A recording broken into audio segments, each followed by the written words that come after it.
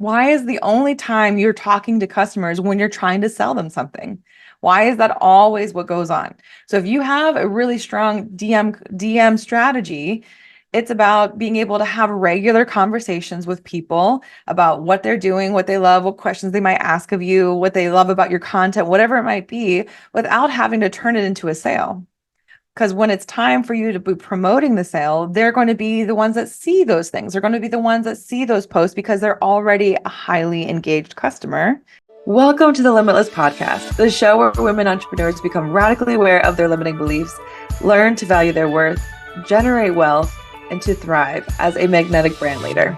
I'm your host, Jamie Ratermann, a six-figure holistic business coach.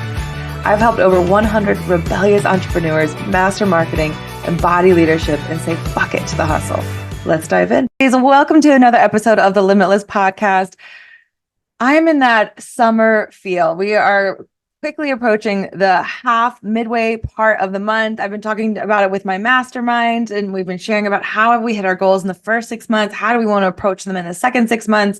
And I am so overjoyed for the fact that I have been building an amazing program called Money Mastery Academy through the first 6 months of the year. And now I'm ready to share it and be able to build it. And really what it is about is that, especially this time of year, so I hear a lot of people talking about how summer is just their slow months, or they just don't make as many sales in their summer months. And I want to really get rid of this myth. I want to really be able to release it. So we are going to do something really fun on the podcast for the next 3 weeks. I want to go ahead and do a series, and it's all about how can we be bringing in more sales? How can we do it in a way that's creating more freedom for us, but ultimately feeling more fulfilled in the way in which we have more sales? So I want to tell you all about Money Mastery Academy. It is a 6-month program that absolutely helps you build a blueprint to bringing in more sales. It is built in a way where you can be in the course, running your business and running your life.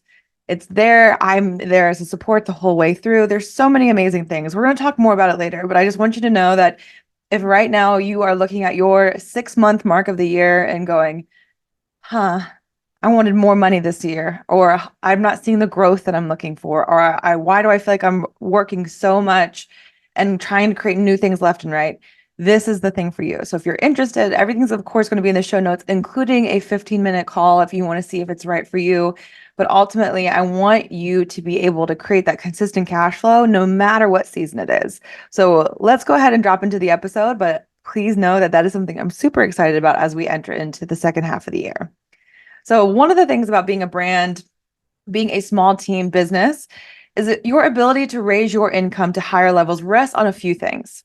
Ultimately, it is how well you have a good selling system, which is exactly what I was just talking about. What is your selling system? How strong is your brand messaging? How well does your ideal client know that you are speaking to them? And then, of course, the most important, and I'm saying most important, even above the selling system, even above your messaging, is your money mindset. So especially when we're in a small team, how we feel about money is going to directly affect that bottom line. So I'm going to really be releasing these 3 episodes hitting on those 3 topics. I want you to see this as a mini masterclass on exactly how you can create a more consistent cash flow in your business. We're going to call it the Limitless Rising Sales Series. So these next 3 weeks, I'm going to give you tools to go ahead and jump in to think about how to do this yourself. But of course, there's opportunities for more support. The biggest block toward raising your income and revenue is the thought that you truly deserve it, right? So whenever we are talking about, and you see this online, the high cash months, the 10K months, the 30K months, all the things that are coming in, there's a sense of understanding that even if you have the strategies, you have the plan, you have the actions that you need to take, if you don't feel that you deserve that it comes back to you, it's going to prevent you from hitting any of the markers you want to have. So let's look at some of the ideas that have come up from my clients and people who have talked to me about wanting to raise their level of income, becoming this wealthy person. So if you have some of these ideas, it's just going to hinder you from making those next steps. So one is that money makes people greedy. I want you to take a moment as I'm talking about this in the episode to think about, okay, do I hold this belief? Has this come up for me? That in general, sorry, I took the mic. Has this come up for me where I feel like if I bring in more money, that means that I'm greedy, that means that it's not possible. So I want you to take a look at these sayings and be like, yeah, that's me, or yes, I have felt that way. So you can kind of gauge where your money mindset is at right now. Even too, let's say you set some big money goals. I cannot hit that goal without burning out. If that is something that you think whenever you're thinking about creating a consistent cash flow in your business, that is a money block. So paying attention. Even more so, and I feel like this comes up for women more than men, is that I have enough for now, so I don't need to ask for more. So this actually is something that I usually get with a lot of my clients who are doing one-on-one businesses, where they find like, hey, well, I'm bringing in enough income. It's fine. I gotta network a lot. I gotta do these things. It's okay. So why should I ask for more? Why should I push the envelope? So all of these are really playing to this ick factor that it comes with selling, where you might feel scarcity or desperation around money. So if you feel that you become greedy with money, that means that you're gonna like there's a desperation there that money's going to change you as a person. So you want to kind of you want to kind of hold yourself away. If you feel like you're going to be using all of your time and energy just to hit a certain goal, you feel that the only way you can get there is to kind of run out of energy is the idea. Or if you feel like if you take more than you currently have, that means that somebody else won't get the money. So there's a sense of understanding that these money blocks aren't always just, mean things that you talk to yourself about, but they are ultimately there's some underlying emotions that come with it. But this is why I want you to pay attention to them, because these limiting blocks are the ones that I talk about the most, but this is how they affect your day-to-day in business. So if you hold one of these money blocks, and let's say the idea is that you want to build a free resource so you can bring in more leads, that might in your mind, because you hold this money block, feel like, oh, that's a lot of work. It's too much work for me. I don't need to do it. It's ridiculous. No, that's too much work for me. So if you hold a money block, your energy, your mindset toward a task that's going to create freedom for you, but also more cash flow, feels like, well, a lot of work. So you may not do it, right? Or it might feel like you're pulling teeth to get it done. Versus if you've decided that I can't wait to let people in the door, money is abundant for me, that might instead feel like, oh, I'm creating a strong connection where I don't always have to be on the clock.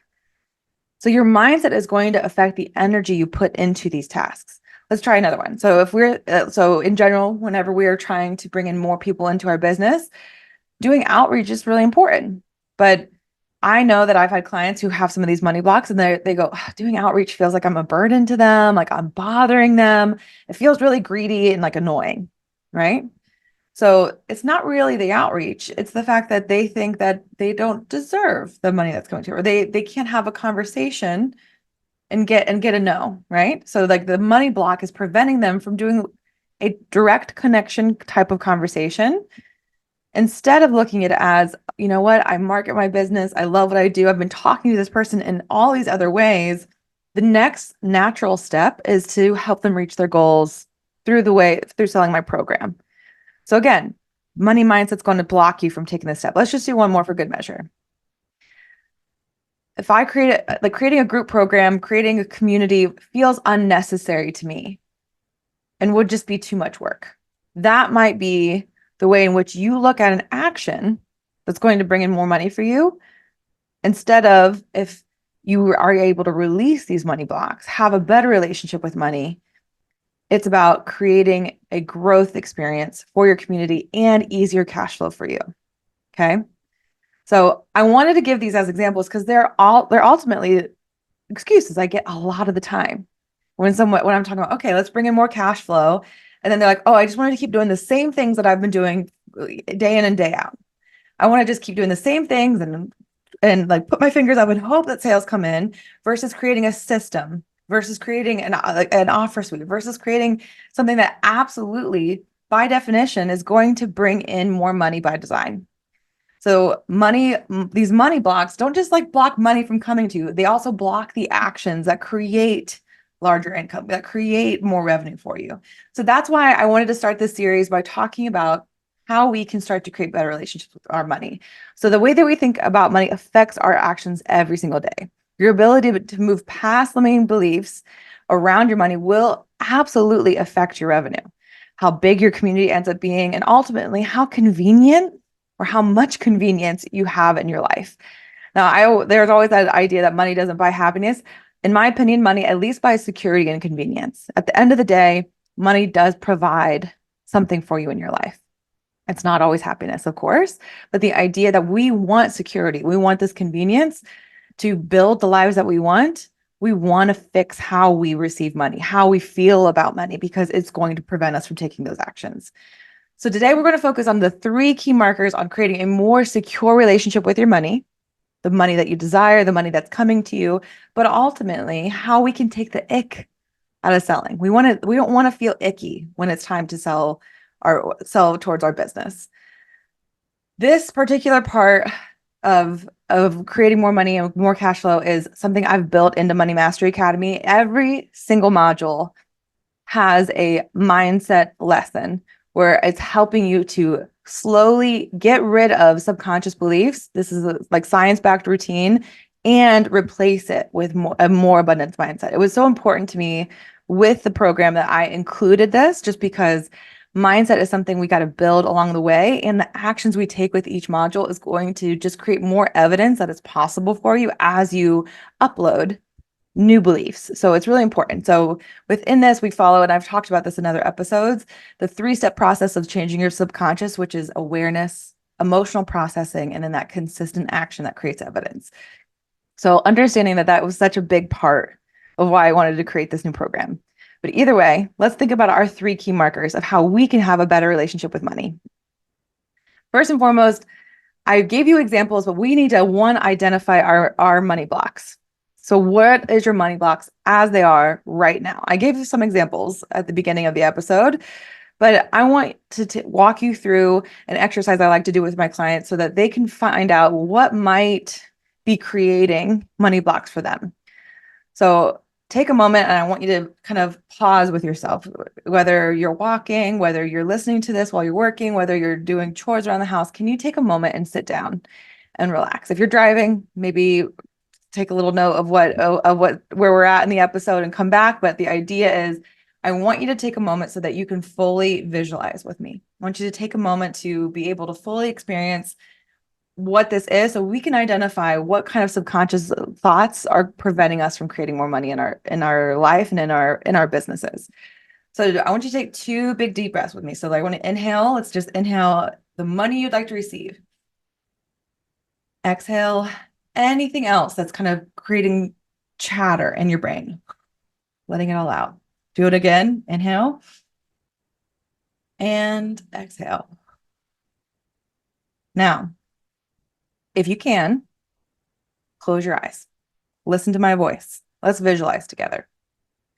I want you to take a moment and think about you waking up in the morning, having your cup of coffee, having breakfast with your family, whatever it might be.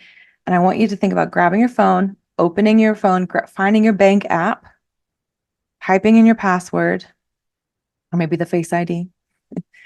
And then you open the phone and it says your net worth is $500,000. Your net worth as a person, not just as a part of your business, is that you have $500K sitting in your account. What does it feel like to think? What does it feel like to open your phone to that? Now, what I want you to pay attention to, keep your eyes closed, are what thoughts came up as soon as you visualized that. Maybe it was a hell yes, I did it. Or maybe it was more of a yeah, right. Like, yeah, right. That's not going to happen. I want you to lean into those thoughts. Those first reactions are this little pathway to what those money blocks might be. So what is the underlying belief to this idea of yeah, right? So is it that you're not doing enough? Is it that your business is nowhere close to making the money you need it to make for that to happen? Is it that feels like a lot of work? What might it be? What is the underlying feeling? Even too, like, could this be tomorrow for you? Could this be the next 6 months for you? How easily do you think this is possible? Also, flip it to the other end. If you're feeling really positive about seeing that, like, I did it, damn right. Fuck yes, I did it. I'm in it. What contributed to that? What positive beliefs are you actually holding around money? That might be really great. That's fantastic, right?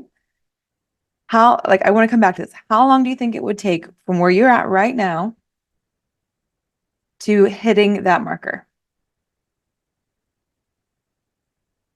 Do you believe that this is possible for you? And if you don't believe it's possible, what is blocking you from that? What is blocking you from that? Okay. All right. Take a deep breath. We're going to do a flip end of this. Let's do the flip side of this. So keep your eyes closed. Let's create a similar situation. Let's say you're out and your friend goes, "Do you want to meet me for drinks?" And you're like, "Oh, that'd be lovely. Yeah, I'll meet up with you." But before you go ahead and check your accounts. So you open your phone. Let's say you're finishing up at a cafe just for fun. You're finishing up work at a cafe somewhere, and you open your phone and you see that you have a credit card balance of negative $8,500. What thoughts come up for you then? So do you immediately think, "Oh, I shouldn't go out. I'm not allowed to do anything. I can't move." Or do you immediately think that you've been irresponsible with money for the account to look that way? Do you feel some guilt or shame? How do you see having a negative credit card balance of, 5,000 plus? What do you think that means about you? Okay. Now, here's an alternative to the idea. Did you see it as that debt as something where you were overcoming a challenge? So you, instead of thinking, "Oh, that credit card debt, I was irresponsible," was there a side of you that was able to say, like, "I probably spent it on things that was enhancing my life and it's figure outable"? Did you spend it on experiences? Did you spend it on upgrades? Right? And also, too, did you look at that debt and go, "Oh, that's figure outable. I can get out of that in a month, 2 months, 3 months." Is it figure outable for you? Now, I like to do this exercise because it is something that is really understanding how we relate to money. That no matter what kind of net worth we have, how much self-worth do we attach to the money that's sitting in our accounts? So in the past, when I did this exercise for myself, I thought about that 500K net worth and I was like, "Oh, that feels like a lot of work. It's going to take a long time for me to get there." That was me. That was me probably about 7 years ago, where I just did this like, I don't know if that's even possible for me, especially walking out of a corporate job where I was begging for raises and not even bringing in as much money as I thought I deserved. So understanding that our beliefs come from what we've believed up until now, and we get to change that, but we got to be aware first. So at the time, being wealthy for me meant always hustling. Now, though, through all of the things that I've done for myself and the systems I've built in my business and what I've looked at is being wealthy means there is more, like, there are times where I have a bit of a healthy hustle where I'm launching something, I'm building something but I have a lot of support. I have a lot of support in partnerships. I hold strong boundaries of I live my life and I run my business. I have both.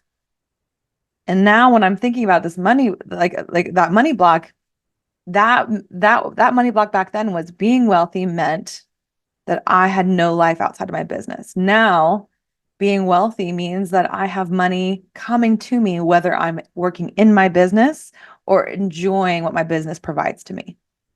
It's not simple, but I've been able to work through those blocks to get to where I need to go. Now, the debt question is really important to bring in because here's what's funny about it is that I think there's a sense of we believe that credit card debt means that we've been frivolous, that we're always doing shopping therapy and all of the above, right? So the idea within that is that we are irresponsible, and that's not true. It's not always true, right? How we spend our money is based off of how we feel.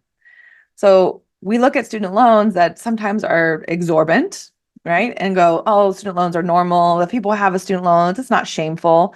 We can even do that. Even if the people who have, let's say, $60,000 in student loan debt aren't even using their degree, they're doing something completely else.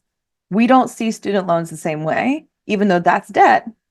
Where credit card debt, we could be buying into classes, we could be buying into coaching, we could be buying into resources that will give us the return that we need in the long term. So the idea within that is that, especially when I've done this with a lot of my clients, is whenever we do this practice, The initial thought with debt is that you messed up, instead of going, what if that debt was used towards things that are going to make you better as a leader, better as a business? So the initial thought with this is being able to understand that just because someone told us that credit card debt means it's bad, doesn't mean that it's true. Being able to say, I can, take a small risk, just like we would on a student loan, because I know what I'm investing my money and time in is going to bring something back to me. So it's important to understand that spending your money does enhance your life, especially when it comes from a grounded place, but also being open to the opportunities that we have the ability to spend to make our businesses better.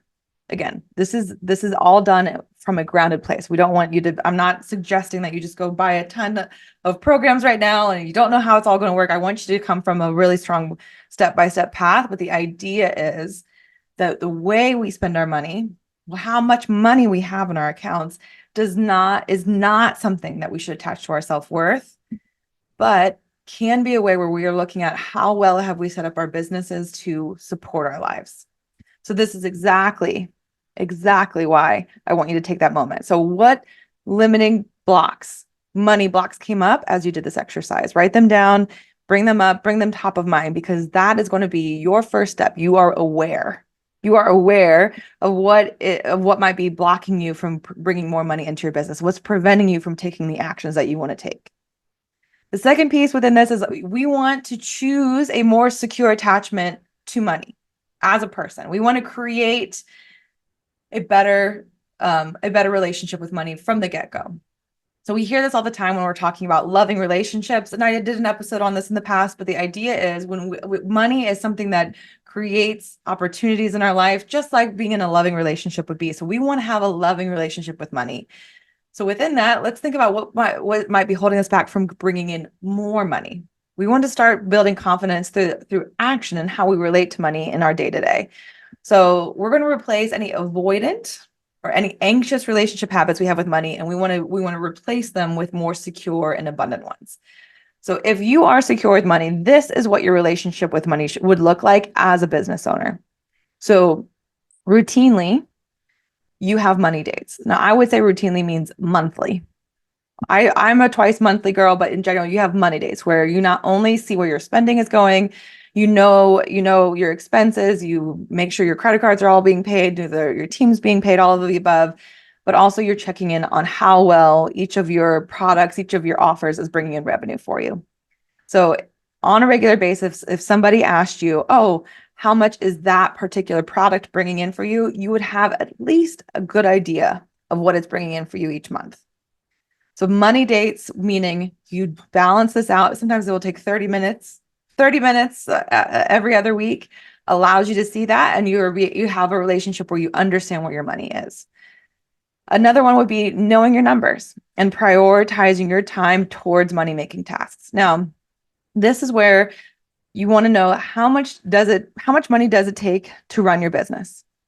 How much money are you spending on vendors? How much money is going out to just run the biz?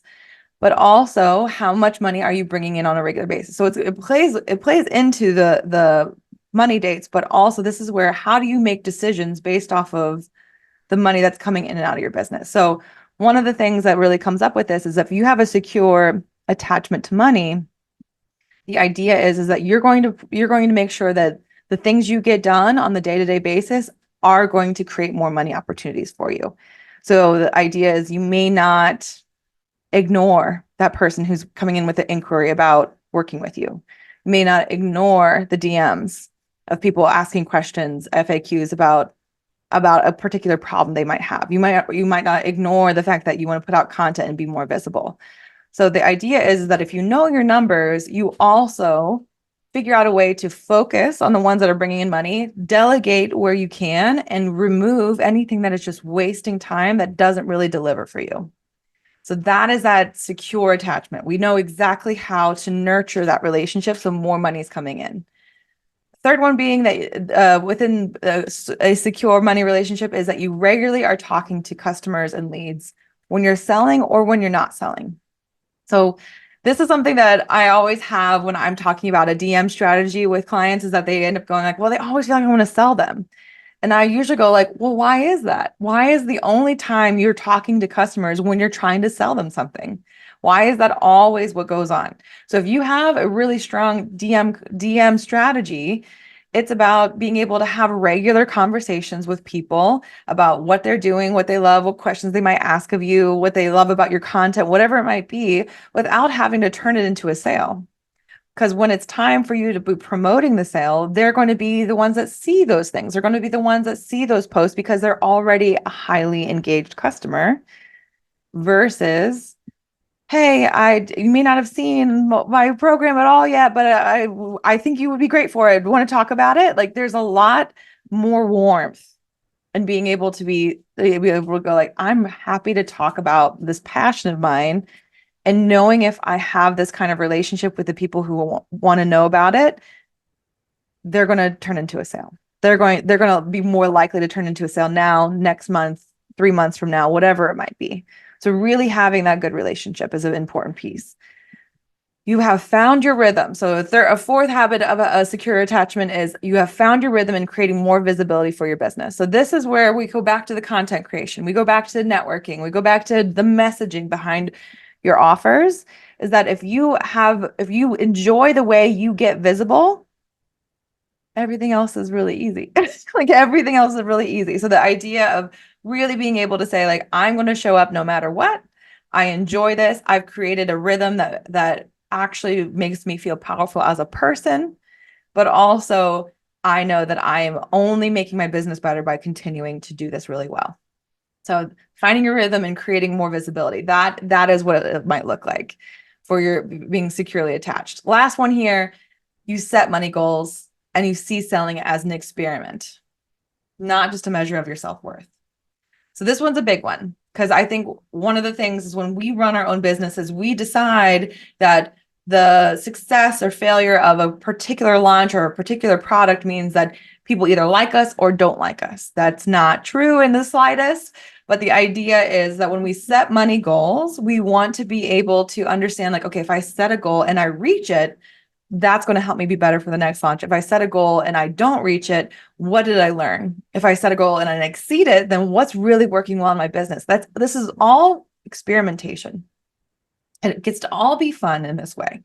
So whenever we're talking about, okay, if I want to take action daily to make sure that my money represents me, my money, I'm bringing in more money easily, these are the 5 habits I'd suggest for you. 1, you have routine money dates.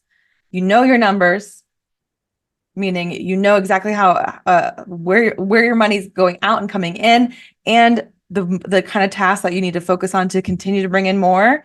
You're regularly talking to your customers, no matter if you're selling or not. You found your rhythm and creating more visibility in your business. And then finally, you set money goals without attaching your self-worth to if they work or not. Just imagine what it would be like if you end up having that kind of relationship with your money. How different would it feel versus how you are right now? The habits I just described are always where you not only are receiving money, but you're checking in with your money. You're continuing to unblock any pathways to creating more. That is us creating this really loving relationship with more abundance in our life, right? Now, let's look at I want to make sure you understand that, like, let's see where you might be at. So if you feel like you might be avoidant because of your money blocks, this might be what happens. You rarely are opening your bank accounts at all. You tend not to set money goals because you're too worried about not breaching them. You don't really put a lot of time or meaning behind your marketing, behind why you did your offers. That would be avoidant. Like you want to really think about how much you want to put behind what's selling, what it looks like, how you're nurturing new opportunities. So if those hit, think about which one of those secure money habits can you start today? Which one of those? The money dates are pretty simple. Get started with those, but how can you think about, okay, I'm avoidant, I want to be more secure. Now, flip end of that, anxious. If you're anxious because of your money blocks, you might be checking your bank accounts constantly, maybe a few times a week. You might be doing a lot of DIY in your business, meaning you don't try to automate, you don't try to ask for help, you don't really take a look at what's moving the needle for you.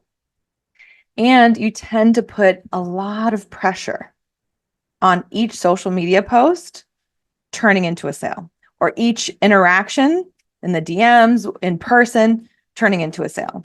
So if you find yourself going, oh, I can't believe that didn't work, or I put so much time into that reel and it didn't turn into a ton of sales, you might be in that anxious realm. And how can you move your way to feeling, okay, how do I enjoy this more so that I'm not feeling so much scarcity around each of these actions?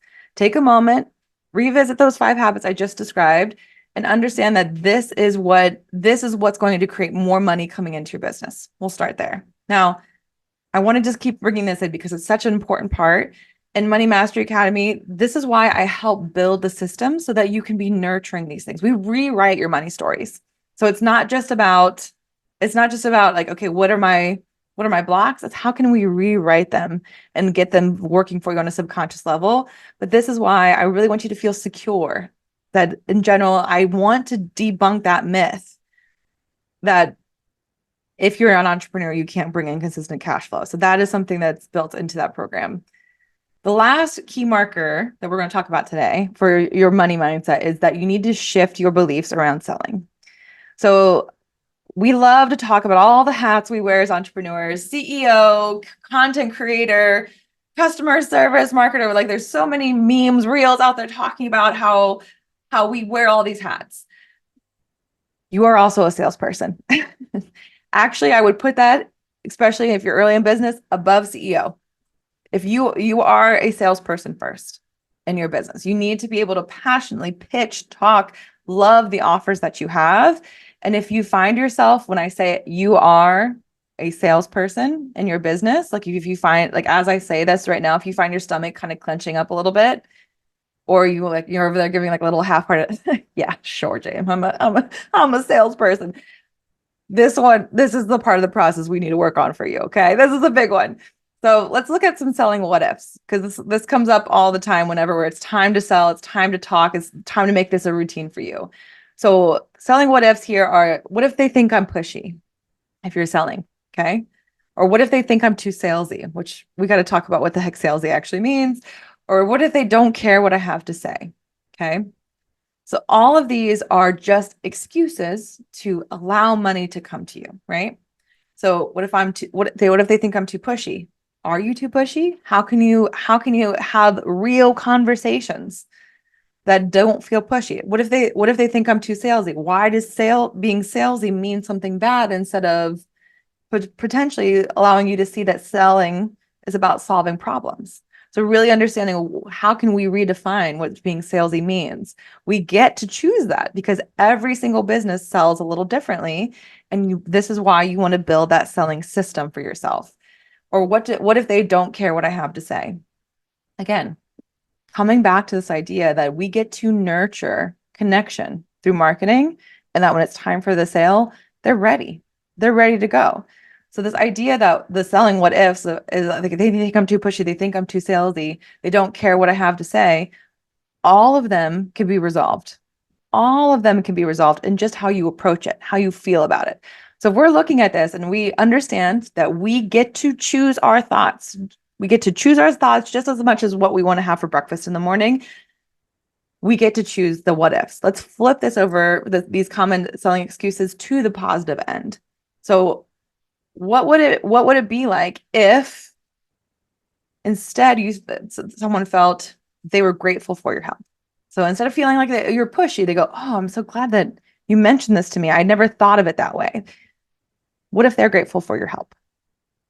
What if, because you're talking about what you love, how you solve problems, what you do, that they found you right at the right time?